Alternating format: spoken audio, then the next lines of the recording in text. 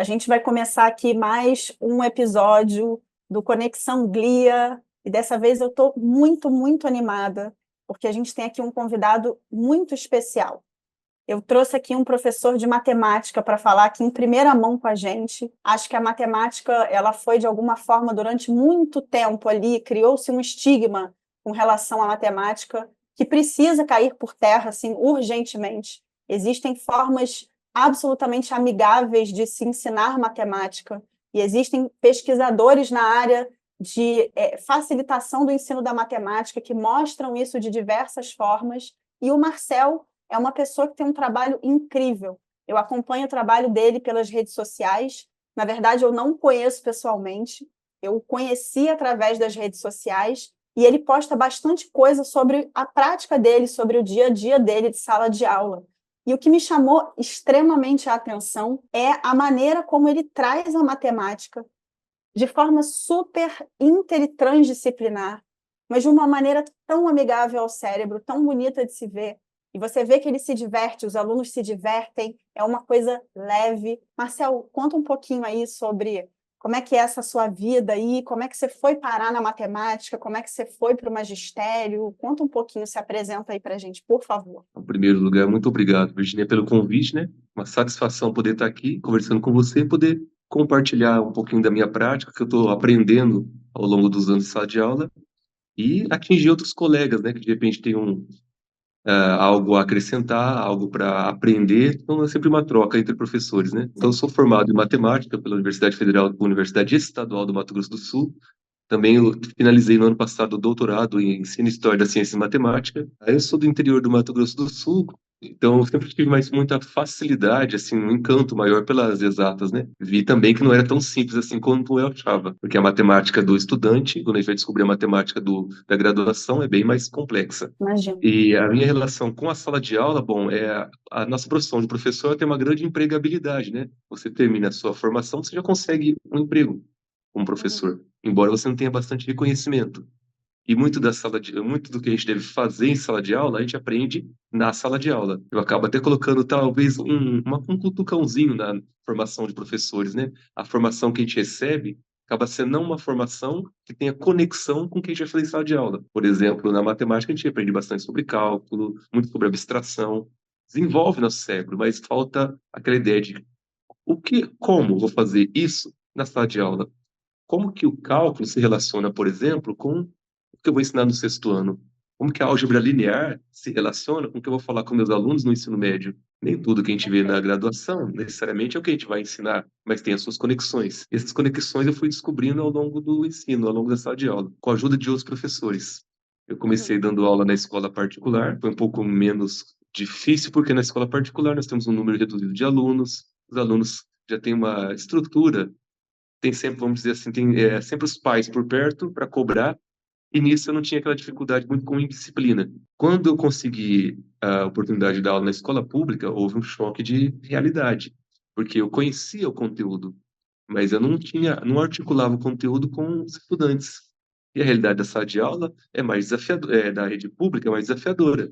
Salas com mais alunos, cada um com diferentes realidades, cada um de diferentes origens. E aí, conversando com outros professores, colegas, é que foi recebendo algumas dicas, né? Uma professora que me ajudou bastante, a professora de química, ela falava: leva eles para fora da sala de aula, faz uma gincana. E eu jamais tinha pensado em falar como que eu poderia ensinar matemática sem estar na sala de aula. Eu ensinava da maneira com que eu tinha sido ensinado no ensino médio. Eu não tinha aprendido nada diferente daquilo. Então, eu fui com medo, mas comecei a, por exemplo, levar os alunos para fora da sala, olhar a escola, falar sobre a estrutura da escola, falar os ângulos da escola, a matemática no mundo, coisa que eu não havia enxergado durante a minha graduação. Comecei a descobrir um pouco sobre a informática, as ligações, encontrando conexões da matemática para que meus estudantes pudessem enxergar o que eu via dela. Mas você vai conversando com os alunos e vai conhecendo o que chama a atenção deles, qual a realidade deles. Eu não vou conseguir falar de uma equação do segundo grau para um aluno, por exemplo, que sequer, por exemplo, não teve nem, se ele sequer comeu naquele dia. Então, eu tenho que pensar quais são as necessidades dele. Então, passei a conversar mais com os meus alunos.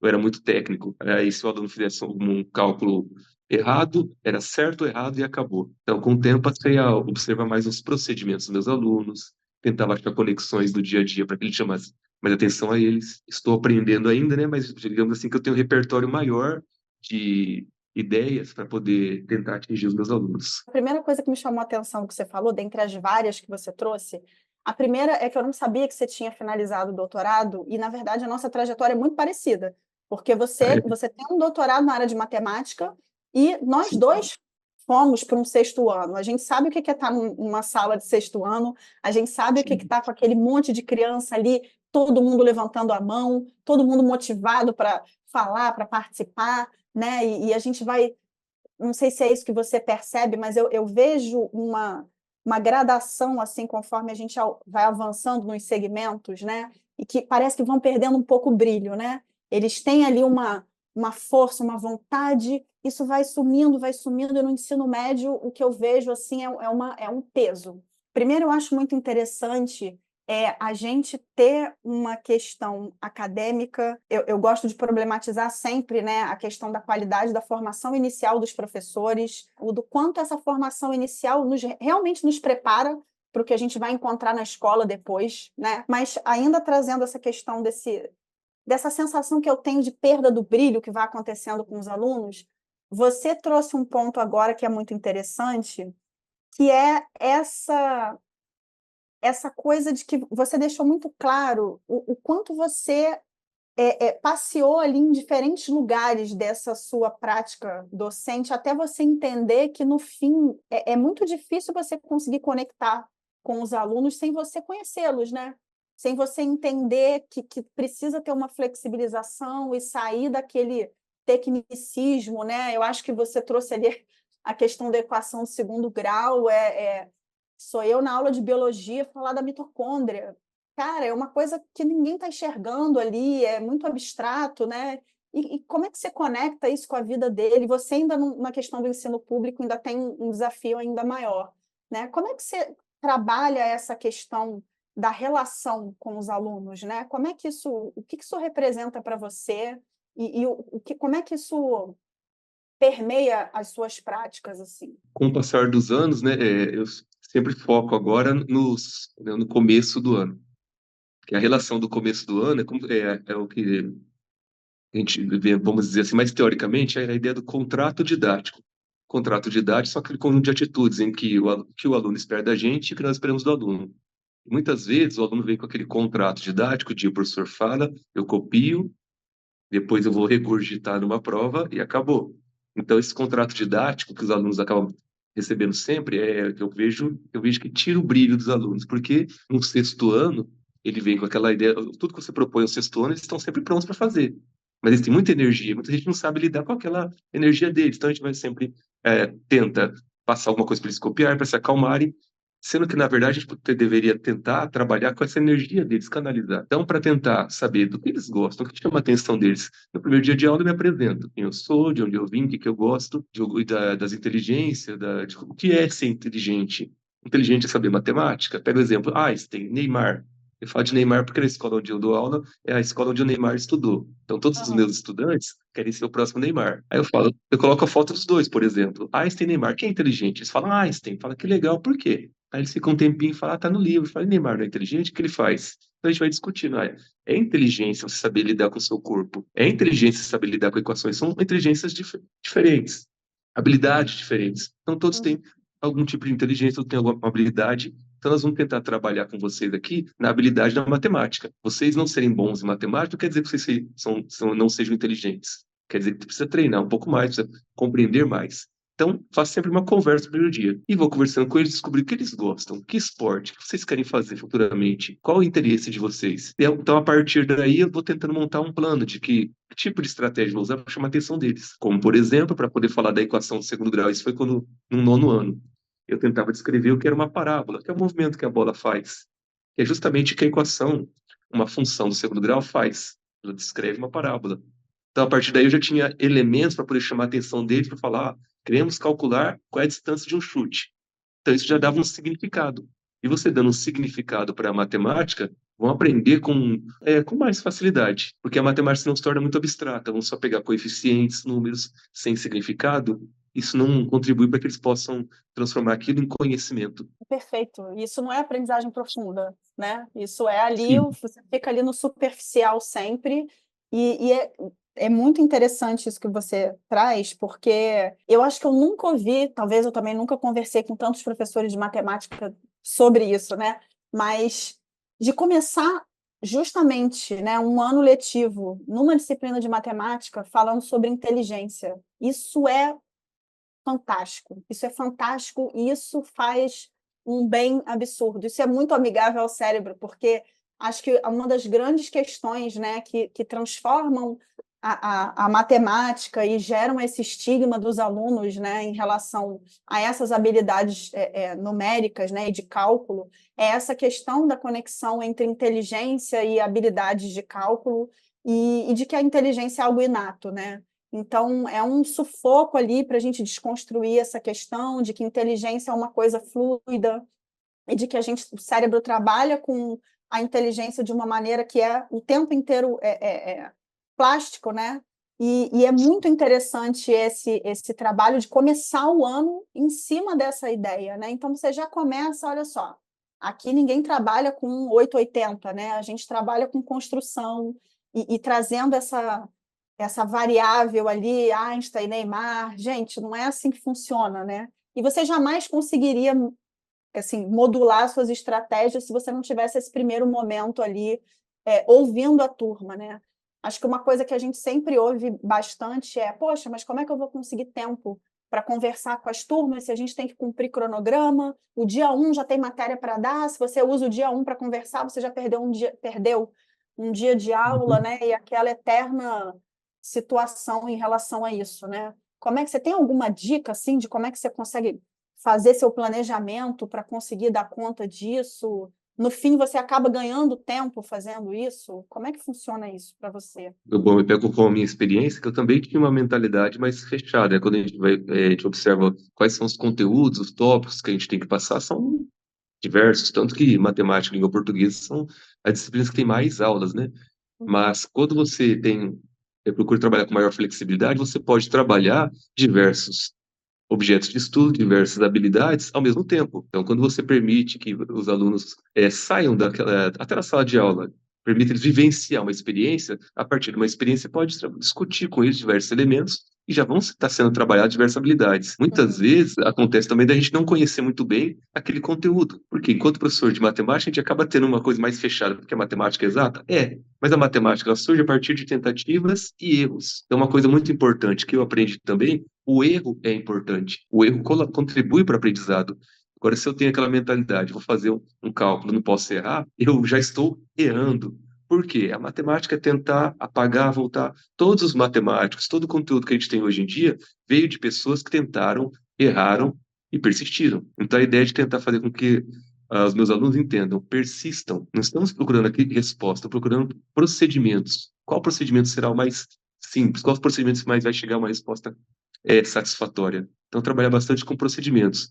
Então, quando eu vou trabalhar algo na sala de aula, eu procuro trabalhar com alguma experiência e possa oportunizar a eles vivenciar diversos elementos que estão dentro do currículo. Às vezes eu preciso focar mais em uma, às vezes eu preciso focar mais em outra, mas eu consigo trabalhar mais do que uma através de uma experiência. Uma que eu gosto bastante é quando eu trabalho com um conceito de função. Um conceito de função, eu não preciso perceber que existe uma relação entre duas grandezas e essa relação ela é única. Então, como eu vou trabalhar isso? Isso é muito teórico. Eu levo eles até o posto de gasolina, mostro para eles a bomba de gasolina e falo: como é que funciona aqui? Então vamos lá, trabalhou, comprou 3 litros de gasolina, quanto vai pagar?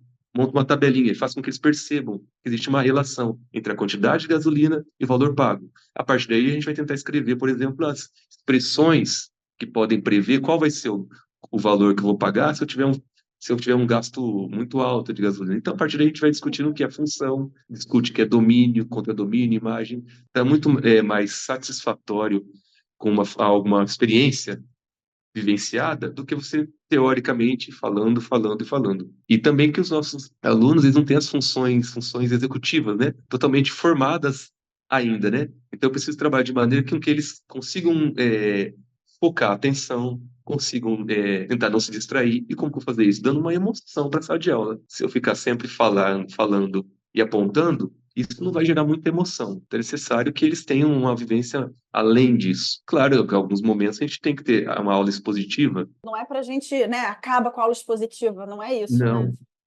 Ela tem os seus momentos, né? Mas eu Com digo certeza.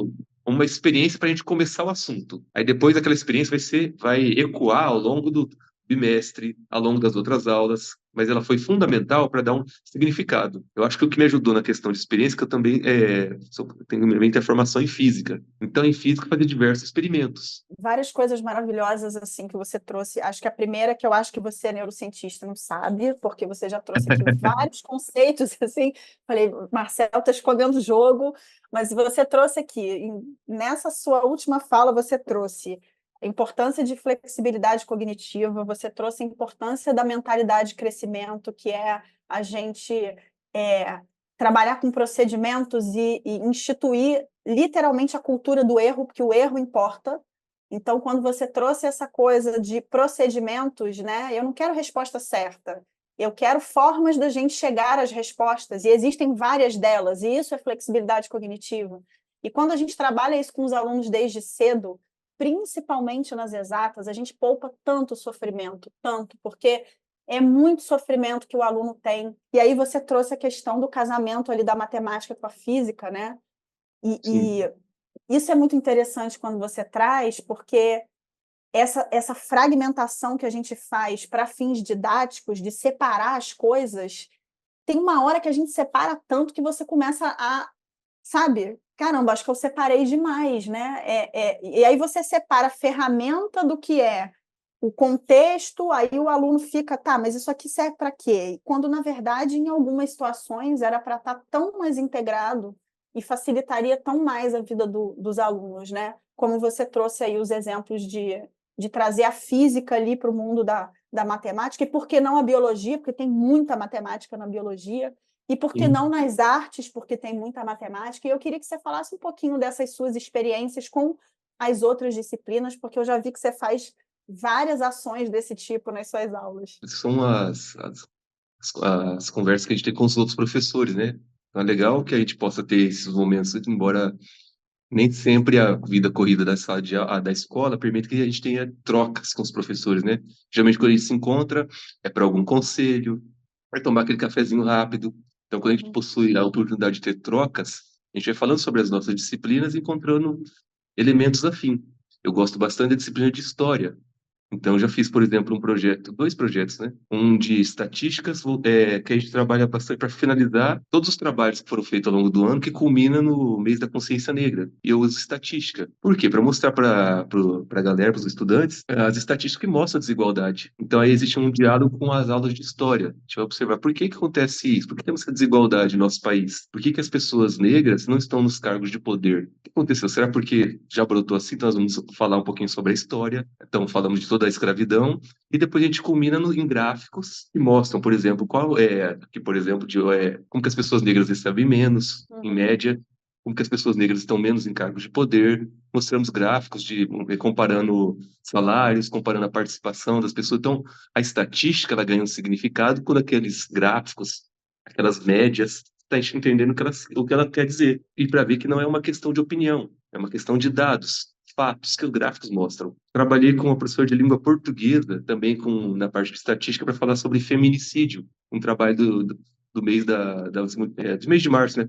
Comemoração do Dia uhum. Internacional da Mulher, onde através de gráficos nós estudamos como que as mulheres sofrem mais violências e violências diferentes que a dos homens. Os gráficos permitiam ver isso também. Com a professora de artes, a gente já trabalhava com as formas, trabalhava com figuras, então a geometria tá bem vista nisso, então uma forma de trazer a geometria, o significado da geometria foi trabalhar, por exemplo, com arte indígena, onde recentemente, nesse ano, a gente trabalhou, eu, professor de artes e eu, trabalhamos com o trançado indígena, eu trouxe para a matemática a questão de retas paralelas, retas transversais, e é bacana porque você permite que os alunos até desenvolvam um olhar crítico, né, porque muitas vezes você acaba caindo para a ideia, não, na minha opinião, racismo é isso, na minha opinião, feminismo, e não é questão de opinião, é questão de dados, é questão de estatística. Então, a estatística serve para mostrar isso. E eu percebi bastante da inabilidade do brasileiro, em geral, com estatística, na questão da pandemia.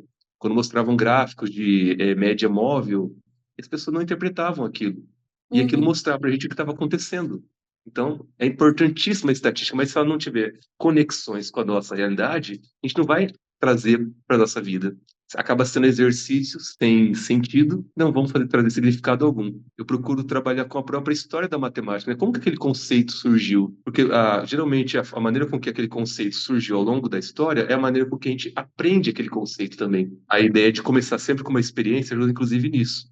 Começamos com um problema, tentamos resolver o problema e damos significado a toda a matemática que existe. E as conexões com as outras disciplinas contribuem tanto para a matemática quanto para outra disciplina e para ver aquilo que você havia falado, né? Que não estamos em caixinhas, estamos interligados. Nossa, isso para os alunos é de uma riqueza tão múltipla, assim, porque se a gente for pensar só na caixinha da aprendizagem, que não é só, né, já é bastante, né, você Sim, gera ali, quando você correlaciona, você já gera ali uma quantidade de pistas para que ele consiga lembrar daquele evento que já sai lá na frente, do que se você simplesmente estiver falando sobre aquilo, né? Ele está vivenciando aquilo, ele está correlacionando com outras coisas, ele está experimentando, porque eventualmente são vivências que você está trazendo ali, você traz artes, você traz outros elementos, então aquilo tudo é tão rico que o cérebro processa aquilo tudo de uma forma em que é muito mais fácil evocar aquilo tudo depois. Aquilo ali gera possibilidades de correlações com outras coisas que são da vida real. Então, isso também traz uma profundidade de aprendizagem que é muito maior do que li uma linha no livro, que em momentos vai ser necessário, né? A gente não está aqui dizendo que todas as aulas precisam ser dessa forma, até porque é impossível. Tem um momento que a sim. gente precisa do livro-texto, o momento que a gente precisa lá do quadro, da lousa, o momento da aula expositiva. A questão é que durante muito tempo a gente ficou só nisso, né? A gente esquece que o aluno ele não sabe. Imagina você sem saber nada ou sabendo muito pouco, sendo exposto a uma infinidade de informações, todas elas fragmentadas, e aí você fala, ó, conecta tudo aí, agora é com você. Caraca, é uma missão assim árdua, por isso que eu falo, no final não é leve. E se não é leve para o aluno, não é leve para a gente. E a gente fica nesse ciclo, né? E aí eu queria te perguntar, Marcelo, assim, frente a tudo isso que você já coloca, né? Como é que os outros professores veem isso? Você já passou por situações assim de ter uma galera mais cética, assim? Obviamente tem a galera que embarca junto, mas você já teve ali um certo ceticismo, assim, pô, era para estar fazendo ali o feijão com arroz, está inventando moda. E como é que ficam os alunos nessa situação, assim? Tem professores e professores. Sejam Tem, tudo, né? tem de tudo. Alguns acham que você tá querendo mostrar serviço, como se não seria necessário, porque estamos no mesmo barco, remando da mesma forma. Para mim tem que ser uma coisa bacana. Se eu vou acordar todo dia para fazer aquilo, tem que ser no mínimo bacana. Que terrível vai ser eu acordar e ir para algum lugar que eu não goste e vou ter que estar fazendo um ambiente que eu não quero sair o mais rápido possível.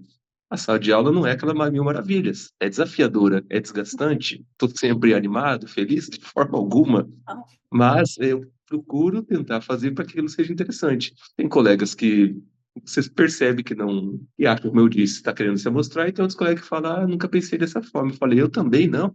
Eu estou tentando para ver se dá certo. Porque já que eles não estão aprendendo daquela forma, eu estou tentando achar uma forma que eles aprendam. E de Uhum. repente, se a experiência não foi legal, tá, vamos tentar sentar aqui e conversar. E dependendo das turmas, do horário também, eu vejo que é importante que você tenha um repertório de ações. Então, quanto mais eu tento mais buscar as conexões, eu vou aumentar o meu repertório. Quando eu tiver em situações desafiadoras para mim, eu vou lembrar, ó, daquela forma que eu tentei com uma turma, de repente funciona aqui. Eu pego um exemplo que na Praia Grande, onde eu leciono, e nas salas nós temos alguns alunos de inclusão, por exemplo, e quando eu pego um sexto aqueles alunos de inclusão, eles trazem aquela dificuldade que seria relativa ao quinto, quarto, terceiro ano. E eu Uhum. sou especialista em matemática e não pedagogo. O Uhum. trabalho do pedagogo é um trabalho essencial na educação. Deveriam ser os professores mais valorizados, porque são os pedagogos que ensinam a gente a leitura e as primeiras noções de matemática. Então, quando eu me defronto com esses alunos, e mesmo não só os de inclusão, mas alguns têm alguma dificuldade, por exemplo, não sabem contar, não Uhum. sabem fazer uma adição, eu me deparo porque o especialista também não aprendeu isso. Então, eu Uhum. tenho que estudar e conversar com os pedagogos, falar como que você ensina alguém a contar. Eu Uhum. sei contar, mas como é que eu ensino alguém a contar? Na minha prática, enquanto especialista, enquanto doutorado em matemática, eu nunca ensinei alguém a contar. Então, é aquela questão da gente ter uma humildade, saber que a gente não sabe tudo, que um título não quer dizer muita coisa também, não quer dizer que eu sou nenhuma sumidade. Então, com esses colegas tem uma troca, eu vou dizer assim, que os pedagogos são as melhores pessoas para você conversar e aprender sobre o ensino. Eles vão nos ajudar a entender como dar significado. Então, eu tenho muitas trocas com os colegas pedagogos, com os professores pedagogas. Então, as trocas são importantes. Existem mais colaborações com os colegas do que talvez atritos. E podemos aprender cada vez mais com os colegas que são especialistas em alguma área para poder juntar as nossas caixinhas para mostrar a grande diversidade que é o conhecimento. Perfeito, assim, tenho que botar você falando aqui durante um mês, porque tem tanta coisa aqui que você está trazendo que é fantástica. Vou começar aqui da primeira coisa que você trouxe, vou até tentar lembrar aqui, foi uma coisa fantástica que você trouxe sobre a questão de experimentar na sala de aula, que é uma grande experimentação, e isso gera repertório.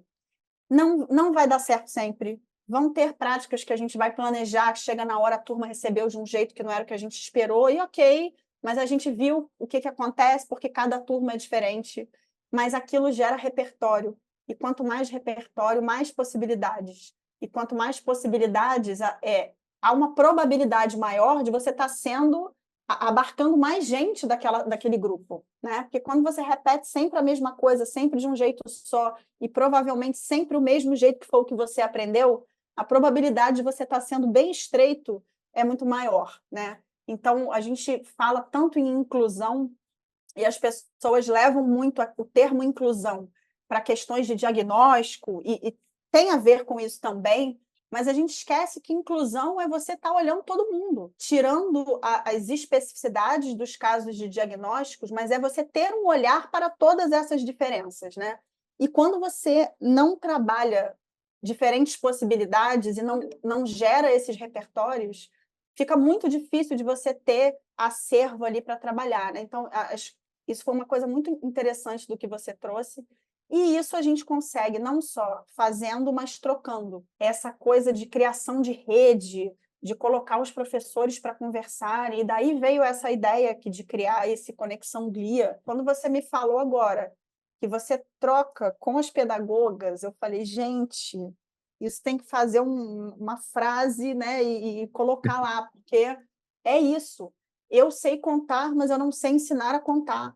Isso resume, eu acho, o momento que a gente vive na questão do o que ensinar e o como ensinar. Eu também sei a biologia, mas como é que eu ensino a biologia? Como é que eu faço o aluno aprender? E será que essa biologia toda que está lá, que mandaram ensinar, precisa também isso tudo?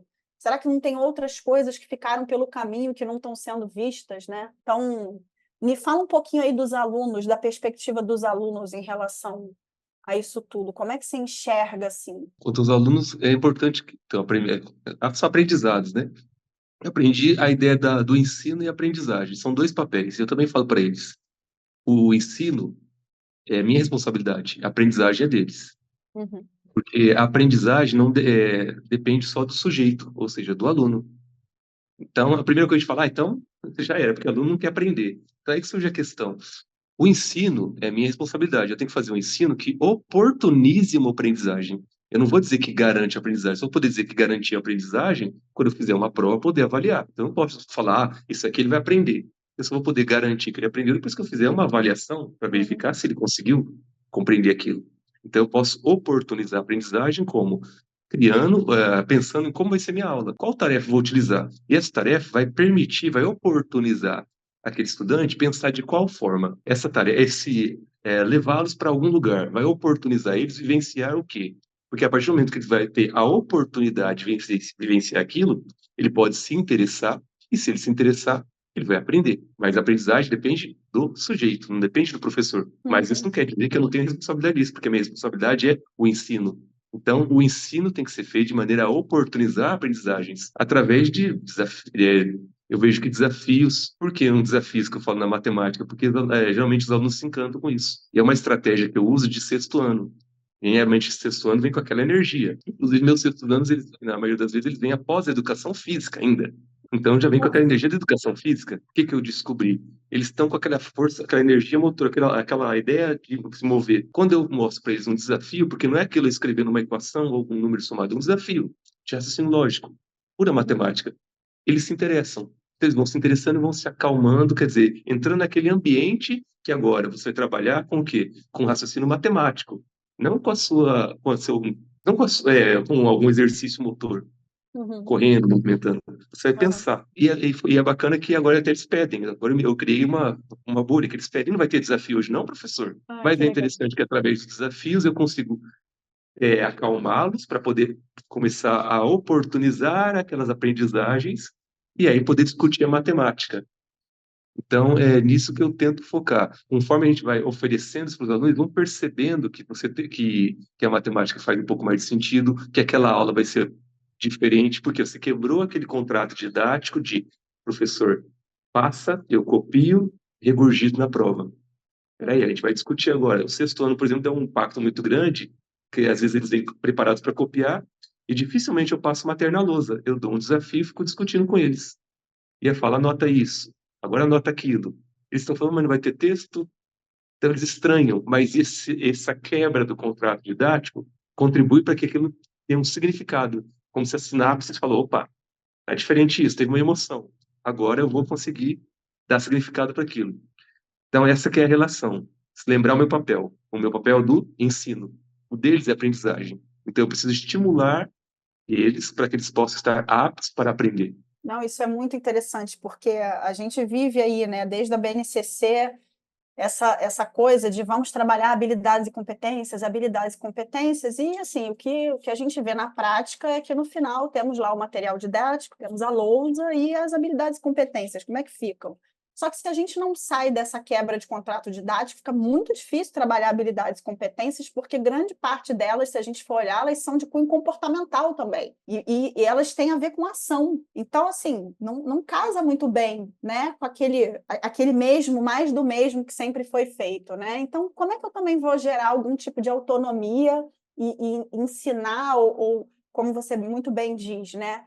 Gerar oportunidades de aprendizagem para esses alunos em que eles consigam se perceber desenvolvendo habilidades e competências se a gente não faz coisas diferentes e se a gente não mostra formas diferentes de aprender. Então, assim, não dá para naturalizar a ponto de virou aquela palavra que você repete tanto que ela perde o significado, sabe? Então, assim, é isso, é quando a gente vê um professor fazendo coisas que não era nem para estar fugindo, né, da prática, não era para saltar tanto os olhos assim, né? Eu falei, caramba, esse professor aqui é muito diferente. Não era para ser, né? Tomara que a gente chegue um momento em que o Instagram esteja cheio, né, de professores como você, e eu espero que a gente esteja caminhando para lá, mas era para a gente estar nesse movimento, e eu acho que, por outro lado, acho que internet, redes sociais estão aí para isso também, né? Para a gente conseguir colocar isso, expor isso e mostrar que não tem nenhuma tecnologia absurda para que a gente consiga fazer mudanças, né? E para que a gente consiga gerar significado. Né? Você em nenhum momento levou nada absurdo para a sala de aula para fazer nada dessas coisas que você trouxe aqui. Foi mais trazendo justamente as conexões, né? Vamos pensar um pouco as outras formas de enxergar a matemática. Quando eu brinco com eles, não sei resolver isso aqui, professor, eu falo, desenha uma situação aí, o que você está entendendo? De repente, vou falar da divisão. Muitas vezes a gente se prende muito no algoritmo da divisão. O algoritmo seria a regrinha, né? Você tem um número lá Uhum, dividido pelo outro, colocou ali vírgula, subiu, desceu. Você faz uhum, tanto malabarismo no algoritmo, você foca no algoritmo e não tem o significado. Então, eu percebo, por exemplo, que um aluno eles consegue fazer até a divisão tranquilo, o algoritmo, mas quando eu uhum. falo, eu tenho 1 metro de fita, quero fazer laços de 20 centímetros, quantos laços eu vou conseguir fazer? O aluno se perde. Agora, se eu falo, eu tenho 100 alguma coisa dividido por 20, eu consigo fazer. O que quer dizer isso? Compreendeu, decorou o algoritmo, e a gente diz que ele sabe divisão porque ele faz o algoritmo, mas ele não tem aquela competência de aplicar numa situação. Então, a partir do momento que a gente coloca, traz situações cotidianas, uma ida ao mercado, assistir a televisão, a gente viu a velocidade da internet, Então, estão todos números que você pode tirar alguma coisa que dá um significado para que ele possa entender o que ele está fazendo. Não, e vontade, né? Porque aí existe uma motivação real de mexer com aqueles números, de manipular aqueles números, né? Eu vejo isso com meu filho. Eu tenho um filho de 7 anos. Eu sei o que são as coisas que interessam a ele, as coisas que fazem o olho dele brilhar, as coisas, né, que às vezes a professora trabalha em sala e que a matemática está completamente inserida ali e quase como se ela tivesse disfarçada, né? E quando ele vê você assim, a matemática ela fluiu ali, leve. Eu gosto muito dessa coisa de leveza. Quando você vê a oportunidade de aprendizagem chegou bem leve e aconteceu e ficou. E um dos projetos que mais trabalho com as turmas, que é a Feira do Raciocínio que a gente faz Ah, na escola, que é um projeto que a gente, uma proposta de diversão desplugada, onde os alunos estudam ao longo de um mês um desafio que eles vão propor para os outros alunos. Então, sempre eu faço em homenagem ao Dia Nacional da Matemática, que é o dia 6. Então, eu pego desafios que são propostos no site da UBMEP, que é a Olimpíada Brasileira de Matemática das Escolas Públicas, hum. e encarrego cada grupo de alunos de estudar aquele desafio e explicar para a sala. E todo esse trabalho culmina no dia 6 de maio, quando eles apresentam para a escola toda. Então, os alunos ficam super receosos, com medo, e quando chega aquele público para ver o trabalho deles, eles começam a falar com uma desenvoltura, porque eles estão falando sobre aquele problema, refletindo sobre aquele problema, e eu aponto para eles: olha só, vocês se divertiram sem usar celular. Vocês raciocinaram, vocês explicaram, vocês aprenderam mais ainda. Então, é E um eles se dos sentem meus bem, né? que brilham meus olhos de projeto, é esse daí, de fazer o trabalho da feira do raciocínio com eles. Marcel, a conversa podia durar assim muitas horas, passou rápido assim. A gente falou aqui em 50 minutos. Eu quero muito continuar em contato, eu vou continuar te acompanhando nas redes. Eu acho que ideias para projetos futuros, para colaborações, para trocas, inclusive. A ideia é criar aqui uma rede de professores, né, e educadores, enfim, pedagogos, quem quiser para trocar, quem quiser de alguma forma entrar em contato com você, pegar dicas, enfim. Não sei se pode te procurar pelo Instagram, enfim, se você deixa algum contato, mas de qualquer forma, eu queria super te agradecer mais uma vez por essa conversa. Muito assim, você trouxe pontos assim absolutamente ricos para discussão. Eu acho que pontos que dariam novas discussões, cada um dos pontos que você trouxe aqui. Eu espero que é, essa conversa que a gente trouxe aqui hoje, né, sirva de inspiração para diversos outros professores. Tem muita coisa legal. O seu Instagram é aberto, Marcel? Sim, É, né? é aberto. Ah, então, Isso. gente, passa lá no Instagram do Marcel, tem muita coisa legal, assim, sério, é inspirador. E, e é isso. Quer deixar alguma mensagem, algum recado? Eu só agradeço pela oportunidade, né? E aos colegas que, seja matemáticos de outras disciplinas, serão muito bem-vindos. Inclusive, eu quero aprender com os colegas, tá?